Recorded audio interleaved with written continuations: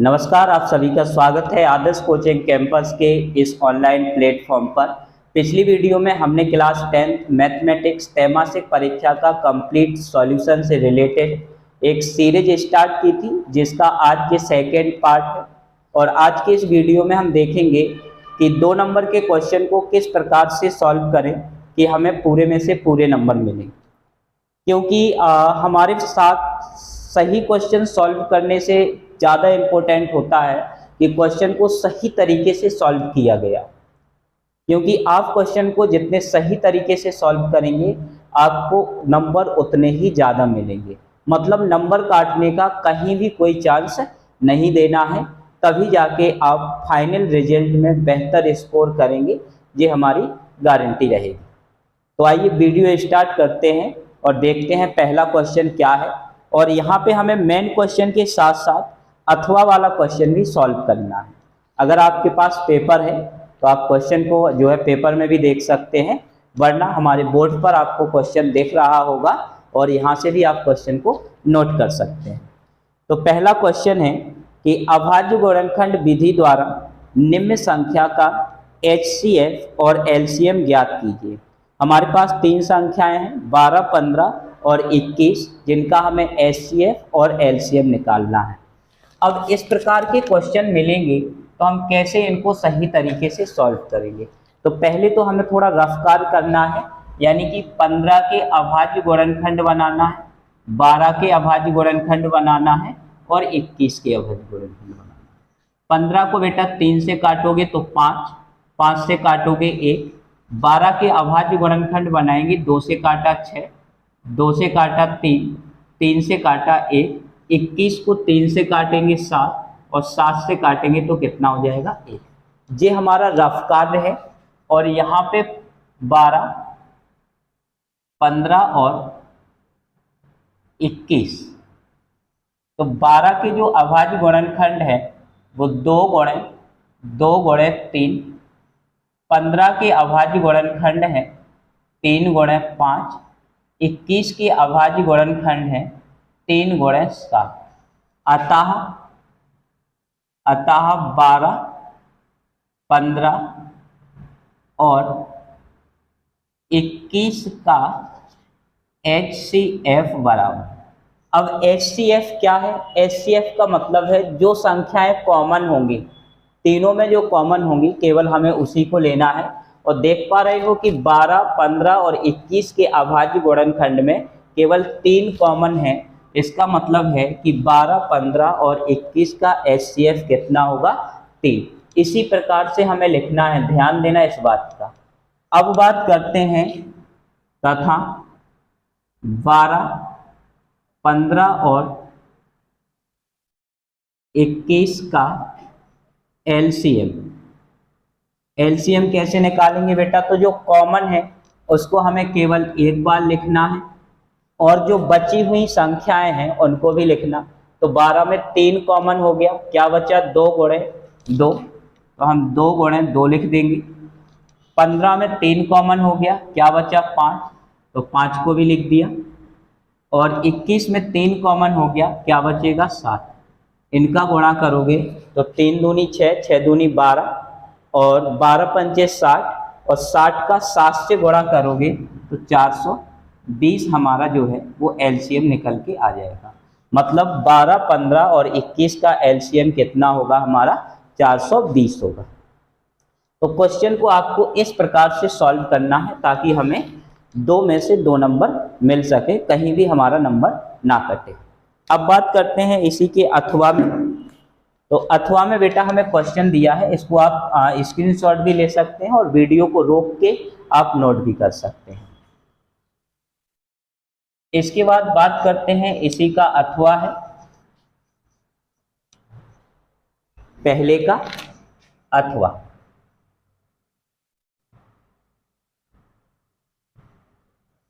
इसमें कह रहा है बेटा कि HCF 306 और 657 बराबर 9 दिया है। यानी हमें दिया है, क्या दिया है बेटा? कि HCF 306 और 657 बराबर 9। यानी कि एक संख्या हमारे पास 306 है और एक संख्या 657 है और दोनों संख्याओं का एचसीएफ कितना दिया है? 9 दिया है। तो एलसीएम ज्ञात कीजिए। तो हमें क्या करना है बेटा? एलसीएम 306 और 657 हमें ज्ञात करना है। अब बेटा हम जानते हैं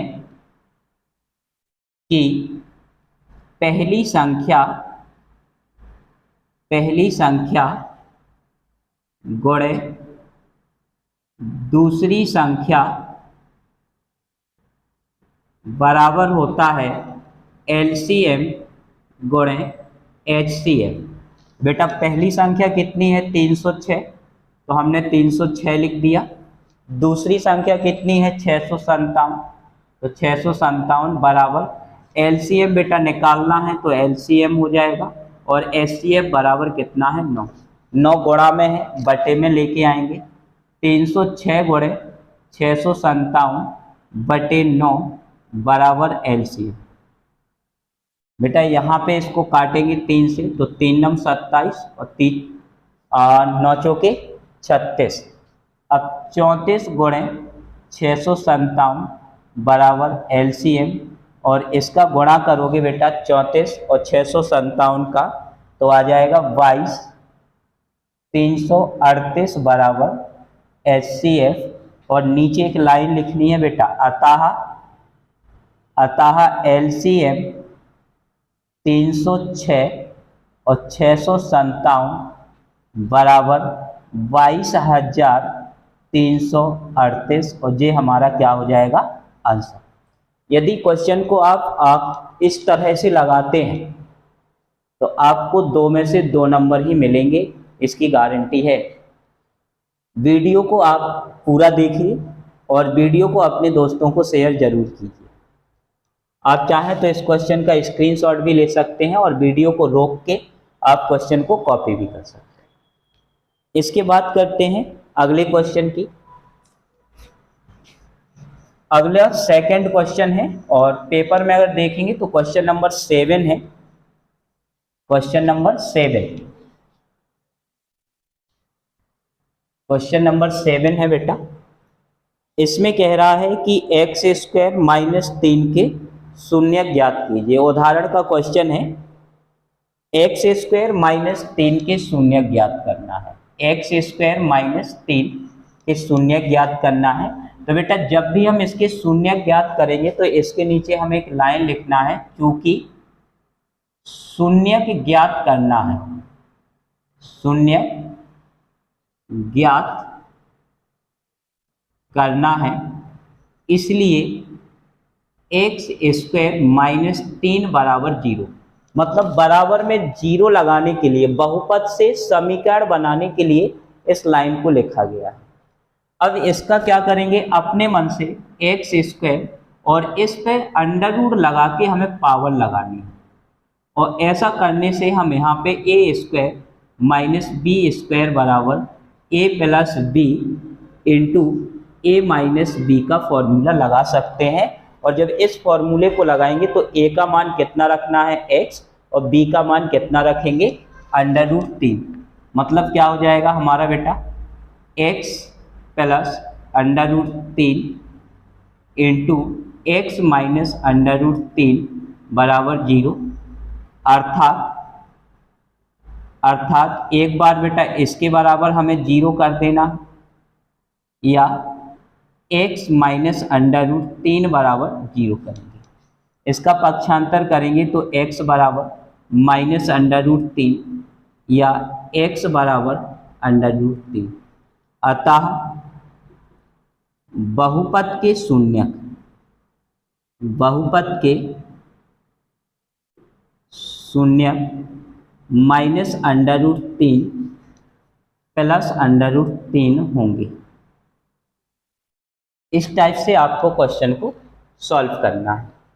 अगर आप इस प्रकार से क्वेश्चन को सॉल्व करते हैं तो आपका रिजल्ट जो है वो बहुत ही बेहतर मिलेगा। इसके बाद इसी का अथवा है बेटा, 7वें का अथवा। सातवें के अथवा में कह रहा है कि एक द्विघात बहुपद ज्ञात कीजिए जिसके शून्यकों का योग और शून्यकों का गुणनफल एक एक है। तो यहाँ पे हमें दिया है सातवें का अथवा है, सातवें का अथवा हमें बेटा दिया है शून्यकों का योगफल बराबर एक तथा शून्यकों का गुणनफल बराबर एक। तो हमने क्या किया बेटा कि माना कि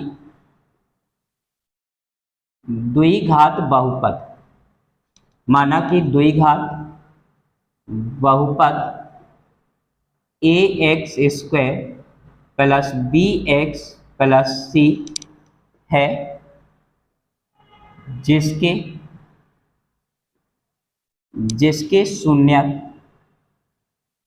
जिसके शून्यक अल्फा तथा बीटा है। अब बेटा हम जानते हैं कि अल्फा प्लस बीटा बराबर होता है माइनस बी बटे ए। और अल्फा प्लस बीटा की अगर हम बात करें तो अल्फा प्लस बीटा बराबर हमारे पास कितना है, एक। और अल्फा गुणे बीटा बराबर कितना होता है, सी बटे ए। और इसका मान कितना दिया है, एक। तो इस एक के बटे में भी एक माना जाएगा और इस एक के बटे में भी एक माना जाएगा, दोनों जगह एक होगा। और यहाँ पे बेटा आप तुलना करेंगे तो अतः ध्यान से समझिएगा, अतः ए का मान यहाँ भी एक है, यहाँ भी एक है, तो ए का मान कितना हो जाएगा, एक। बी बेटा यहाँ पे देखेंगे तो इस साइड माइनस का है, इस साइड आएगा तो बी बराबर माइनस ए। और सी का मान कितना हो जाएगा, अतः द्विघात बहुपद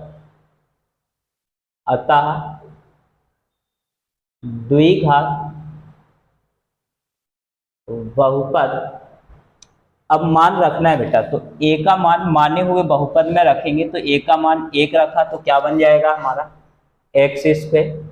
बी का मान माइनस एक रखेंगे तो माइनस एक्स। और सी का मान एक रखेंगे तो प्लस एक। ये हमारे पास बहुपद निकल के आ जाएगा और ये हो गया हमारा आंसर। सातवें का अथवा बनेगा, बिल्कुल बन जाएगा, कोई भी प्रॉब्लम नहीं है। अब यहाँ पे बात करते हैं अगले क्वेश्चन की, तो आप इसका स्क्रीनशॉट जरूर ले लें या इसको नोट कर लें। अब बात करते हैं क्वेश्चन नंबर 8 की। और बेटा क्वेश्चन नंबर 8 क्या कह रहा है और कैसे हमें क्वेश्चन नंबर 8 को सॉल्व करना है उसको समझते हैं। इसमें कह रहा है कि जांच कीजिए क्या x square plus 3x plus 1 बराबर x माइनस 2 की पावर 2 यानी कि x माइनस 2 का होल स्क्वायर एक द्विघात समीकरण है। यानी हमें यहाँ पे 8वें क्वेश्चन में जांच करनी है कि x square plus 3x plus 1 बराबर x माइनस 2 का होल स्क्वायर ये द्विघात समीकरण है या द्विघात समीकरण नहीं है। तो ऑफलाइन बैच में हमने आप सभी को समझाया है कि किस प्रकार से हम इसको सॉल्व करके द्विघात समीकरण मानेंगे या द्विघात समीकरण नहीं मानेंगे। तो द्विघात समीकरण का जो मानक रूप होता है वो होता है ax square plus bx plus c बराबर 0। इसका अगर डायरेक्ट मतलब निकालें तो यदि इसको सॉल्व करने पर इसकी अधिकतम घात 2 है तो यह द्विघात समीकरण होगा, अन्यथा द्विघात समीकरण नहीं होगा। क्योंकि कई द्विघात समीकरण ऐसे होते हैं स्थिति के अनुसार जिनमें b की वैल्यू नहीं होगी, कुछ में c की वैल्यू नहीं होगी। तो इस पर हमें उतना ज़्यादा फोकस नहीं करना है, हमें इस लाइन पे फोकस करना है कि यदि किसी बहुपद की अधिकतम घात 2 है तो उस बहुपद को हम द्विघात बहुपद समीकरण कहेंगे। बहुपद की बात नहीं करना है, समीकरण की बात करना है। तो यहाँ तो कुछ सॉल्व नहीं होने वाला है, यहाँ पे हम अप्लाई करेंगे a माइनस बी का होल स्क्वायर बराबर होता है a square plus b square minus 2ab।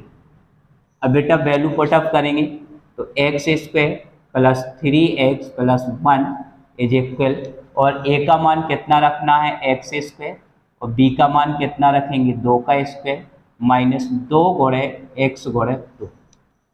X square से एक्स स्क्वायर कट गया, ये 3x प्लस 1 बराबर ये हो जाएगा 4, इसका गुणा किया तो माइनस 4x।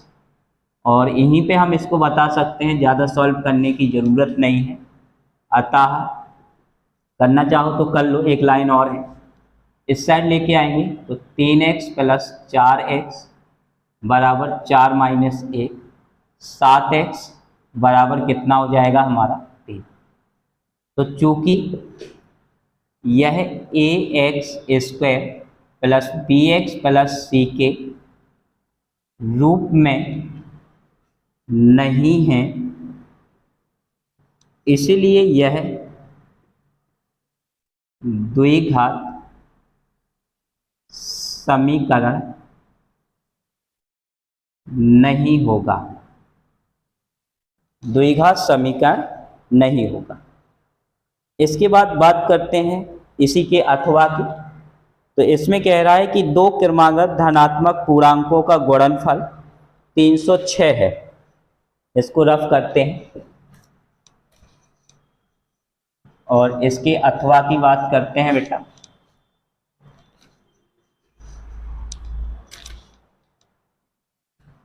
इसके अथवा की बात करते हैं। इसमें कह रहा है कि दिया है, क्या दिया है बेटा, कि दो क्रमागत धनात्मक पूर्णांकों का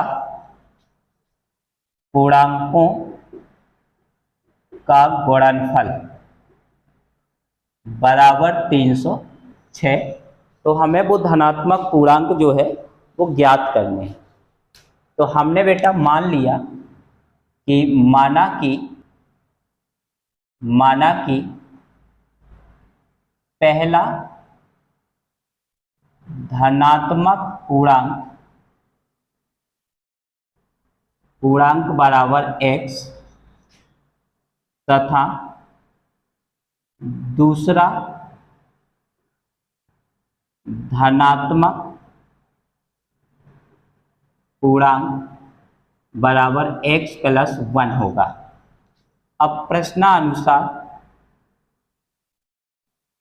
दोनों धनात्मक पूर्णांकों का गुणनफल जो है वो 306 के बराबर है। गुणा करेंगे तो एक्स स्क्वायर प्लस एक्स, इस साइड लेके आएंगे तो 306 बराबर 0। अब इसके गुणनखंड करने हैं तो हमें ऐसी दो संख्याएं ढूंढनी है जिसका गुणा करें तो 306 और घटा दें तो 1। तो x square plus 18x minus 17x और माइनस 306। यहाँ से कॉमन लेंगे पहले दो पदों से तो x कॉमन आ गया, तो x प्लस 18, यहाँ से माइनस 17 कॉमन लिया तो x प्लस 18 बराबर 0। बेटा ये दोनों एक से हैं तो क्या लिखेंगे, x प्लस 18 और x माइनस 17 बराबर 0, अर्थात x प्लस 18 बराबर 0 या x माइनस 17 बराबर 0। तो x बराबर माइनस 18 या x बराबर 17। अब देखो यहाँ पे धनात्मक पूर्णांक की बात कर रहा है तो हम इस वाले पूर्णांक को छोड़ देंगे क्योंकि ये ऋणात्मक है। क्या लिखेंगे, अतः पहला धनात्मक पूर्णांक बराबर 17 तथा दूसरा धनात्मक पूर्णांक, यहाँ पे पूर्णांक लिख लेना, पूर्णांक। अब बेटा यहाँ पे दूसरा क्या माना था, x प्लस 1, x का मान 17 रखेंगे, 17 प्लस 1 कितना हो जाएगा 18। तो इसी प्रकार का कंप्लीट सॉल्यूशन देखने के लिए हमारे चैनल को सब्सक्राइब जरूर कीजिए और अपने दोस्तों को शेयर कीजिए।